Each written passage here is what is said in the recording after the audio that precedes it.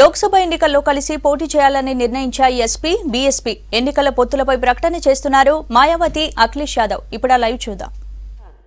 धार्मिक उन्माद एवं हिंसा आदि के जहरीले माहौल के काले साए के कारण आम जनजीवन जिस प्रकार से प्रभावित था, तो उससे देश की आम जनता बुरी तरह से त्रस्त व त्राही त्राही कर रही थी।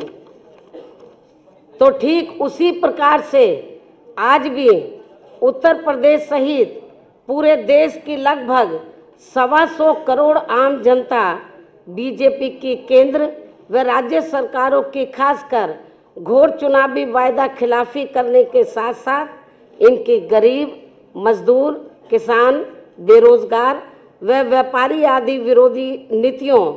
तथा इनके अहंकारी एवं तानाशाही वाले रवैये से अत्यंत ही परेशान व दुखी हैं। तो ऐसे हालातों में एक बार फिर से बीएसपी व सपा ने व्यापक जनहित व देश हित को ध्यान में रखकर खासकर उत्तर प्रदेश में एकजुट होने की काफ़ी ज़रूरत महसूस की है और इस संबंध में सर्व समाज की आम जन भावनाओं का पूरा कदर करते हुए तथा इनको पूरा आदर सम्मान देते हुए देश में लोकसभा के शीघ्र ही होने वाले आम चुनाव में पूरे जन संतोष वाला चुनावी गठबंधन करके ये चुनाव लड़ने का फैसला किया है और जिसकी आज ही घोषणा भी कर दी जाएगी, जो निश्चित तौर पर ये इस नए वर्ष सन 2019 में एक प्रकार से नए राजनीतिक क्रांति का संदेश ही माना जाएगा तथा जो देश के संविधान को उसके सही व असली जनहितैषी एवं कल्याणकारी मार्ग पर चलने का रास्ता ही मुकर्रर करेगा। और ऐसे में अब बीएसपी व सपा के बने इस गठबंधन से समाज व देश को बहुत उम्मीदें भी जग गई हैं, क्योंकि यह चुनाव जीतने के लिए केवल दो पार्टियों का ये एकजुट होना मात्र नहीं है, बल्कि ये समाज के अधिकांश आबादी का प्रतिनिधित्व करने वाले सर्व समाज के खासकर गरीबों, मजदूरों, किसानों, छोटे व मझोले व्यापारियों,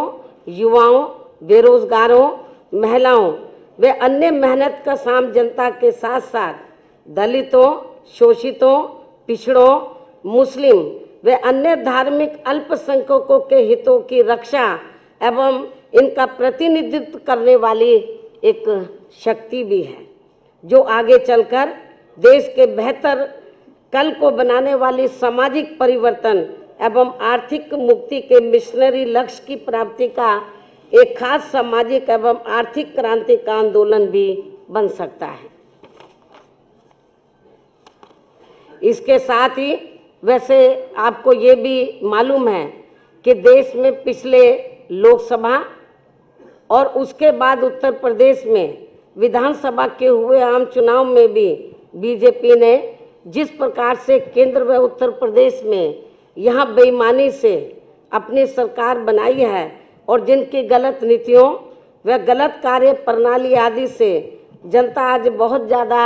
दुखी है, जिसे अति गंभीरता से लेते हुए फिर ऐसी जन विरोधी पार्टी को आगे सत्ता में आने से रोकने के लिए हमने पहले ही यहाँ उत्तर प्रदेश में कुछ लोकसभा व विधानसभा की सीटों पर हुए उपचुनाव में इनके अधिकांश उम्मीदवारों को हरा के इसकी शुरुआत भी कर दी है, जबकि इन चुनावों में कांग्रेस पार्टी के उम्मीदवारों की तो जमानत ही जब्त हो गई थी और फिर इसके बाद से पूरे देश में यह आम चर्चा शुरू हो गई कि उत्तर प्रदेश में 80 लोकसभा की सीटें हैं और यदि बीएसपी व सपा यहाँ गठबंधन करके लोकसभा का आम चुनाव लड़ते हैं तो फिर इस बार केंद्र में बीजेपी को सत्ता में आने से जरूर रोका जा सकता है। और वैसे भी इनके चुनावी वायदा खिलाफी, कुशासन व गलत नीतियों एवं जातिवादी, संकीर्ण, द्वेषपूर्ण, सांप्रदायिक व पूंजीवादी तथा अहंकारी व तानाशाही वाले रवैये एवं कार्य प्रणाली से अब पूरे देश में गरीब, मजदूर, किसान, व्यापारी व अन्य मेहनतकश लोगों के साथ साथ खासकर दलित, आदिवासी, पिछड़ा वर्ग, मुस्लिम व अन्य धार्मिक अल्पसंख्यक समाज के भी लोग अपनी विभिन्न समस्याओं को लेकर अभी तक भी हमें काफ़ी ज़्यादा दुखी व चिंतित ही नजर आते हैं। इसके साथ ही इनके बिना पूरी तैयारी के विशेषकर नोटबंदी व जीएसटी के लिए गए फैसले से तो इनकी कमर और भी ज़्यादा तोड़कर रख दी गई है, जिन्हें खास ध्यान में रखकर ही वह इन लोगों के हितों को प्राथमिकता देते हुए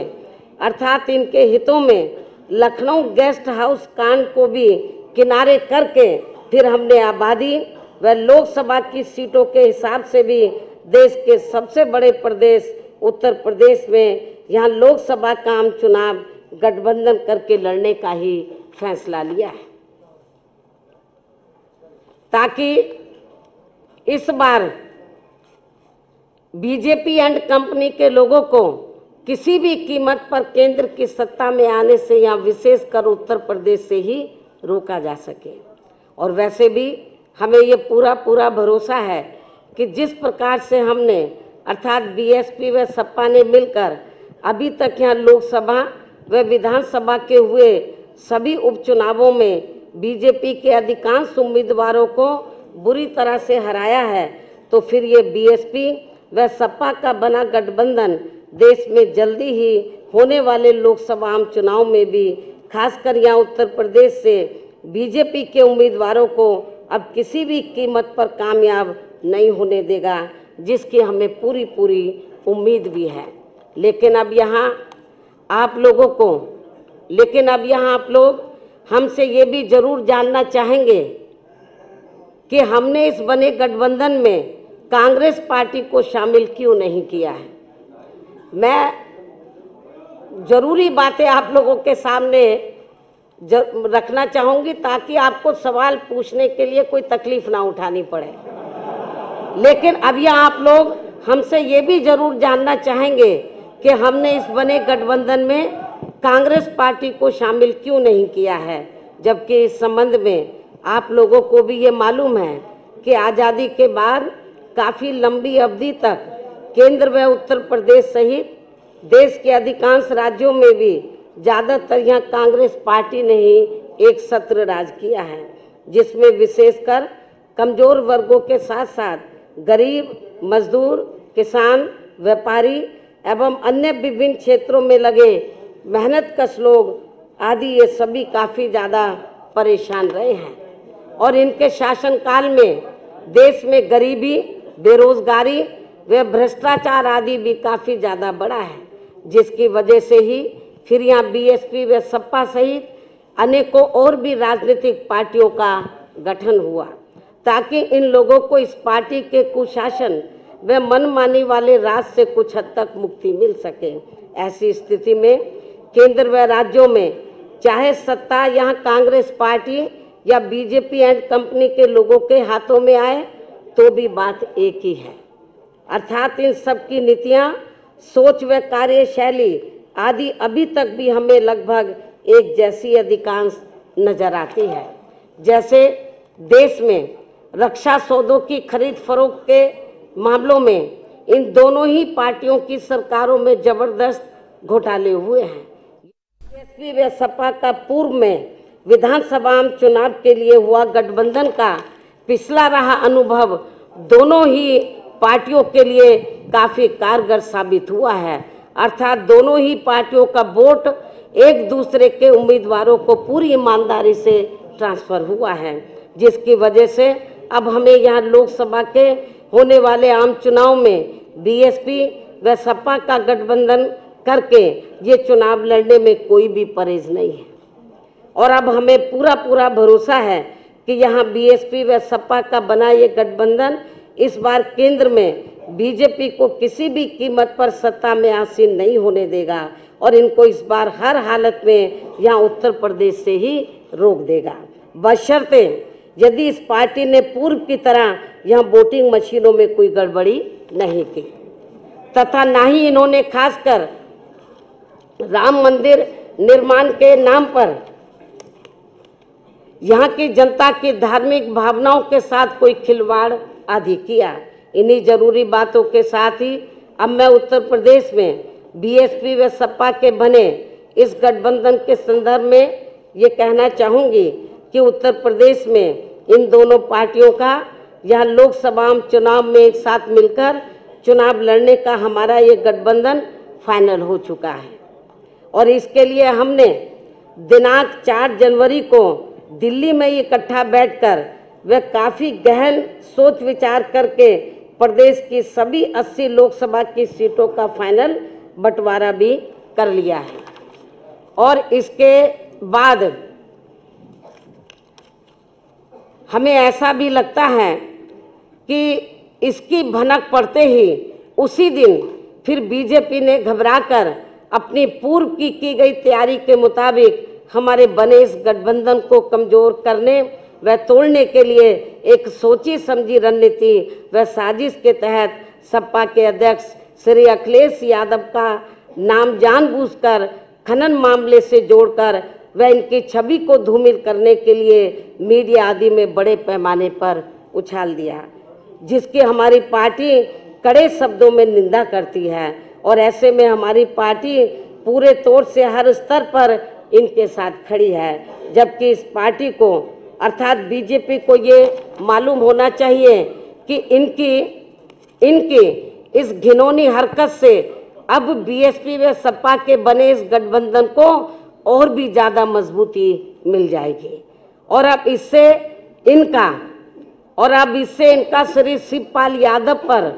पानी की तरह बहाया गया पैसा भी जरूर ही बेकार चला जाएगा। और अब मैं आप लोगों को ये बताना चाहती हूँ कि इस बने गठबंधन में किस पार्टी के पास कितनी सीटें रहेंगी, तो ये सभी दिनांक 4 जनवरी को दिल्ली में ही फाइनल कर लिया गया है, जिसकी संक्षेप में जानकारी इस प्रकार से है। उत्तर प्रदेश में कुल 80 लोकसभा की सीटें हैं, जिसमें से बीएसपी 38 लोकसभा की सीटों पर और एसपी 38 लोकसभा की सीटों पर मिलकर ये चुनाव लड़ेगी। और 2 लोकसभा की सीटें हमने अभी 1-2 और पार्टियों के लिए छोड़ दी है। इनके अलावा 2 और शेष बची सीटें अर्थात अमेठी व रायबरेली, ये दोनों लोकसभा की सीटें हमने कांग्रेस पार्टी के साथ बिना कोई गठबंधन किए हुए ही इस पार्टी के लिए छोड़ दिए हैं, ताकि बीजेपी के लोग इन दोनों सीटों पर कांग्रेस पार्टी की संरक्षक व इनके अध्यक्ष को भी यही उलझाकर ना रख सके। इसके साथ साथ बंटवारे में कौन कौन सी सीटें बीएसपी व सपा आदि के पास रहेंगी, तो इसका भी लगभग तय ही हो चुका है, जिसकी सीटवार पूरी जानकारी आपको बहुत जल्दी ही प्रेस नोट के जरिए दे दी जाएगी। और अब मैं अंत में बीएसपी व सपा के सभी छोटे बड़े पदाधिकारियों, नेताओं व कार्यकर्ताओं से मीडिया के माध्यम से ये भी पुरजोर अपील करती हूँ कि वे इस चुनाव में पर्दे के पीछे से बीजेपी द्वारा चलाई जा रही श्री शिवपाल यादव की पार्टी को तथा कुछ अन्य और स्वार्थी किस्म के लोगों को भी मैनेज करके वे उन्हें आगे करके खासकर यहाँ दलितों, पिछड़ों व मुस्लिम समाज आदि के नाम पर बनवाई गई पार्टियों एवं इनके संगठनों के द्वारा भी षड्यंत्र के तहत खड़े किए गए उम्मीदवारों को अपने यार दोस्त, जाति बिरादरी व रिश्ते नातों आदि के चक्कर में पड़कर इन्हें देकर खराब नहीं करेंगे तथा अपने बने इस पवित्र व सामाजिक भाईचारे पर आधारित इस गठबंधन को कतई भी नुकसान नहीं पहुंचाएंगे। अर्थात इन दोनों पार्टियों के सर्व समाज से जुड़े लोगों को देश व जनहित में इन स्वार्थी व बिकी हुई पार्टियों के चक्कर में न पड़कर इन्हें केवल अपने गठबंधन द्वारा खड़े किए गए उम्मीदवारों को ही कामयाब बनाने का हर संभव पूरा प्रयास करना चाहिए। तभी फिर सही मायने में हमारा यहाँ अपने संतों, गुरुओं व महापुरुषों आदि का मानवतावादी सोच पर आधारित इनका सर्वजन हिताय व सर्वजन सुखाय का सही सपना जरूर साकार हो सकता है। इस उम्मीद के साथ ही अब मैं आप सभी मीडिया सभी लोगों को भी नव वर्ष सन 2019 की अपनी हार्दिक बधाई देती हूँ व उनके उज्जवल भविष्य की भी कामना करती हूँ। और अब सपा के अध्यक्ष श्री अखिलेश यादव भी इस बने गठबंधन के संबंध में अपनी बात आप लोगों के सामने रखेंगे। धन्यवाद। चलिए।